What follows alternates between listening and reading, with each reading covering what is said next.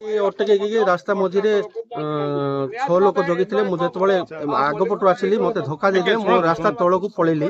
ଆଉ ସେଠୁ ମତେ ଛୁରା ଦେଖେଇକି ବ୍ୟାଗ୍ ଟା ଝିକିକିରି ଲୁଟ୍ କରି ପଳେଇଲେ। ଆଜି 8,59,300 ଟଙ୍କା ବ୍ୟାଗରେ ଥିଲା। କେତେ ଲୋକ ଥିଲେ ଆଜ୍ଞା? କେତେ ଟିମ୍ ରେ କେତେ ଥିଲେ? ତାକେ 6 ଲୋକ ଥିଲେ ଏଠି ଜଗିଥିଲେ। ଆକ୍ରମଣ କରୁଛନ୍ତି? ହଁ, କୋଉ ଗୋଟେ ଧରିଥିଲେ। ହଁ, ମୁଁ ପଳେଇଲି, ତଳେ ପଡିଗଲି। ସେ ଦୌଡ଼ି ଆସିକି ମୋର ଆଟାକ୍ କରି ବ୍ୟାଗ୍ ଟା ଝିକିକି ଚମ୍ପଟ ମାରିଲେ। ମୁଁ ତାଙ୍କ ଗାଡି ନମ୍ବର ମଧ୍ୟ ଦେଖି ପାରିଲି ନାହିଁ। 8,59,300 ଟଙ୍କା ଥିଲା। ଆଉ ମୋର ତାଇରେ ମଧ୍ୟ 10,000 କି 15,000 ମୋର ନିଜର ପଇସା ମଧ୍ୟ ଥିଲା ବ୍ୟାଗ୍ ରେ। ଫାଇଲ ପତ୍ର ସବୁ ଥିଲା। ନାଇଁ, ସେ ବ୍ୟାଗ୍ ସହିତ ନେଇଗଲେ ସେମାନେ। କଣ ନା ଆପଣଙ୍କ? ମୋ ନାଁ କରୁଣା ବଡ଼ନାୟକ, ମୁଁ ବଡଗାଁ ଗ୍ରାମ ପଞ୍ଚାୟତର ସରପଞ୍ଚ। କଣ ହେଇଛି ମ୍ୟାଡାମ? ଆମର ଆଜି 15 ତାରିଖ, ଯୋଉଟା କି ଆମର ପେନସନ ବାଣ୍ଟିବା ଦିନ।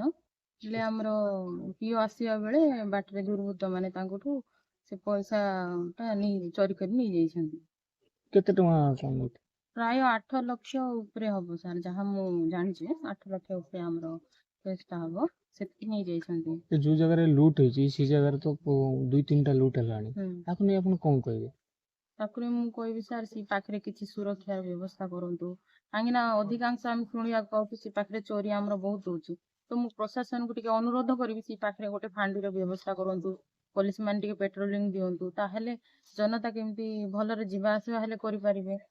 ଟିକେ ସୁବିଧା କରନ୍ତୁ, ମୁଁ ତାହା ମ୍ୟାଡାମ ଦେଖନ୍ତୁ। ଆଉ ଗୋଟେ ଜିନିଷ ବିଶେଷ କରି ଦେଖନ୍ତୁ, ସରକାରୀ ସ୍କିମ ର ଟଙ୍କା ଲୋକ ଲୁଟି ନେଇଗଲେ ଲୋକ ଦୁର୍ବୃତ୍ତ।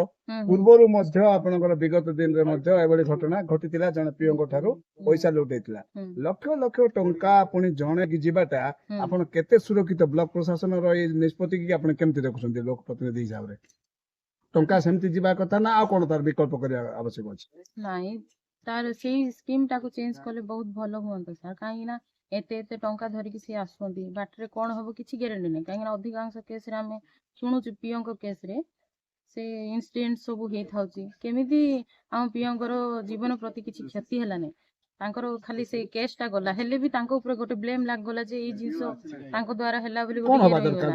ତ ଆମେ କହିବୁ କେମିତି ତାଙ୍କୁ ସେଫ୍ଟିରେ କେମିତି ଆଣିକି ଆମ ପଞ୍ଚାୟତରେ ପହଞ୍ଚାନ୍ତୁ, ସେଇଟା ଆମେ ପ୍ରଶାସନକୁ ଟିକେ ଅନୁରୋଧ କରିବୁ।